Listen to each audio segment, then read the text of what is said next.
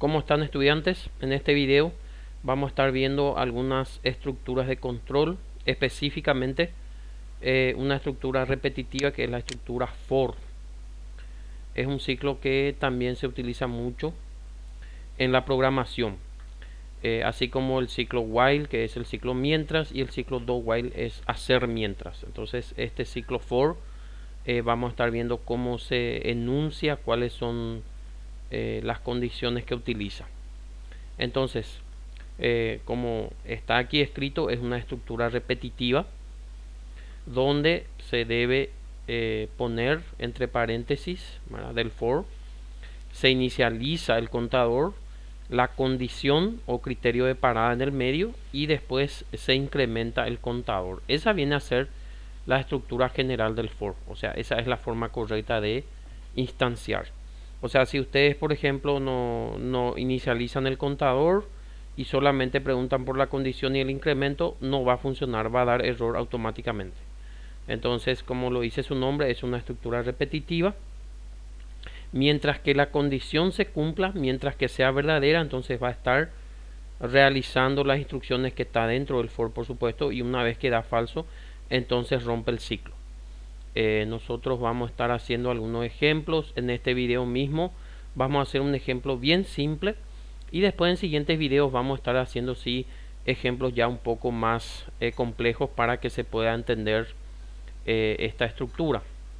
Yo entiendo que es un poco abstracto cuando se explica de esta forma las estructuras de control, puesto que no es de un problema, digamos, de la vida real o de algún programa que ustedes necesiten para sus estudios. Pero ustedes deben pensar que es una herramienta a más que se le está dando para que en el momento de que ustedes tengan que realizar un programa para su trabajo o para cualquier actividad, digamos, de su vida, entonces ustedes tengan esta herramienta de programación para que les pueda auxiliar, por supuesto. Entonces, dicho esto, vamos a pasar a escribir un pequeño código que nos dice calcular la suma de los enteros del 1 al 100. Nada más para implementar la estructura for. Entonces empezamos acá con nuestro archivo cabecera, el estándar de entrada y salida. Luego nuestra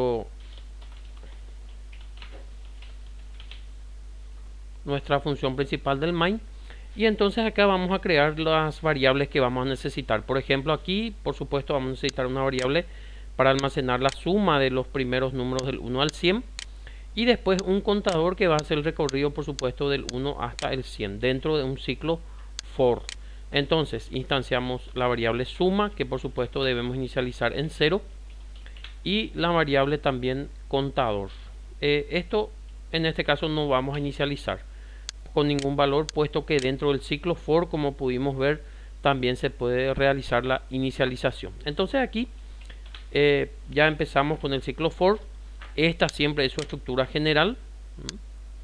For, se abre paréntesis y allí se pone, como habíamos dicho, se inicializa la variable. En este caso, por supuesto, vamos a inicializar de 1 porque son los valores del 1 al 100.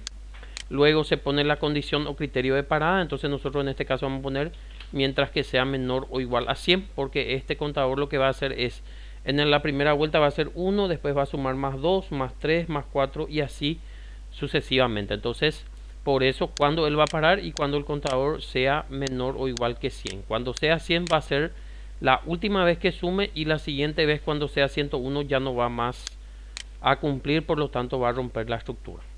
Entonces lo que deben recordar es que siempre deben poner punto y coma acá. Un error clásico de los estudiantes, en vez de poner punto y coma ponen coma, entonces allí ya da error. Lo correcto es poner punto y coma. Luego acá tiene que ser el incremento, y el incremento va a ser en este caso C++, puesto que va a ir incrementando en 1. Esto por supuesto que se puede ir incrementando en 2 o puede estar apuntando también a otra variable, etcétera. Eso es algo que puede cambiar, pero esta estructura, como ya les digo, inicializa la variable, pregunta la condición o criterio de parada, incrementa, eso siempre debe ser así en un ciclo for.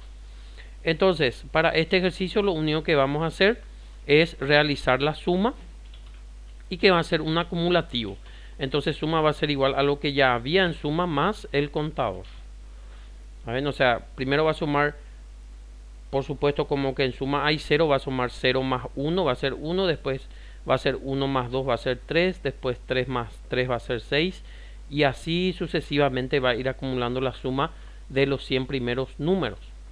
Entonces este ciclo va a hacer que haga 100 vueltas aquí, 100 sumas. Entonces podemos acá, al romper, imprimir la sumatoria ya de los primeros 100 números naturales.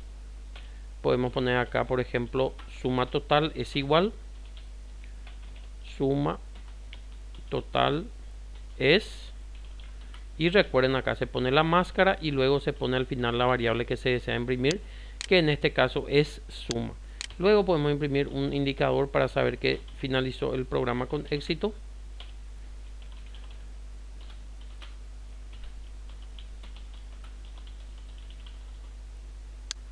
Y esto es lo que ahora vamos a probar. Compilar y ejecutar. Nos pide un nombre para el programa. Vamos a ponerle acá suma.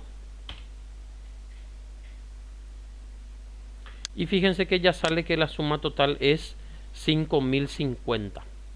Si por ejemplo ustedes quieren hacer otro experimento o otra forma de probar si realmente esto está efectuando acá el ciclo repetitivo, ustedes pueden imprimir acá. Esto se suele hacer mucho cuando nuestra estructura o nuestra lógica tiene algún error. Se puede imprimir acá dentro del for, por ejemplo, podemos ir imprimiendo el contador, por ejemplo. Entonces acá, para que ustedes vean la forma que él trabaja. Entonces acá en el ciclo, él va, aparte de sumar, va a ir imprimiendo también los 100 primeros números, para que ustedes vean que realmente está girando allí dentro del ciclo. Entonces vamos a probar nuevamente. Y fíjense cómo del 1 al 100 está girando dentro del ciclo. ¿Está bien? Y esta es la suma entonces de los primeros 100 números. Si por ejemplo él nos pidiese la suma de los primeros 1000 números, por ejemplo, de los primeros 1000 números naturales, entonces lo único que tendríamos que hacer es cambiar la condición acá. Poner mientras que el contador sea menor que 1000. Entonces fíjense que ahí ya va a ser la suma de los primeros 1000 números. Fíjense acá, como él gira hasta 1000 y da que la sumatoria es 500.500, ¿no? Entonces, ¿cuál es algunos errores típicos? Como les digo, que por ejemplo el estudiante ponga aquí coma. Si ustedes ponen así, fíjense que automáticamente acusa error acá. Está esperando punto y coma, dice acá en el error. Otro error típico, como les digo, puede ser que ustedes digan, no, yo no quiero inicializar el contador, yo inicializo el contador acá, por ejemplo. Entonces, ya no inicializo más aquí. Vamos a ver qué pasa allí. Fíjense cómo acusa error. Porque acá en la estructura for siempre debe ser así. Se inicializa el contador, luego se pregunta por el criterio de parada y luego se incrementa. Y la forma en que funciona es, la primera vez que encuentra el for, inicializa la variable y pregunta por la condición. Por ejemplo, primero c es igual a 1. 1 es menor que 1000, sí, y entra. O sea, la primera vez no suma, no incrementa. Él solamente incrementa a partir de la segunda vuelta. Esa es la forma que ustedes deben pensar. Entonces, 1 es menor que 1000, sí. Entonces, suma es igual a 0 más 1 va a ser 1. Imprime 1 y luego allí viene incrementa. Cuando termina el ciclo incrementa, ya va a ser 2. Va a preguntar, 2 es menor que 1000. Y a partir de la segunda vuelta, él ya no inicializa la variable, sino que solamente incrementa. ¿Entienden? Esa es la forma correcta en que ustedes deben entender el funcionamiento del ciclo for. Así es que, como les digo, este es un video introductorio.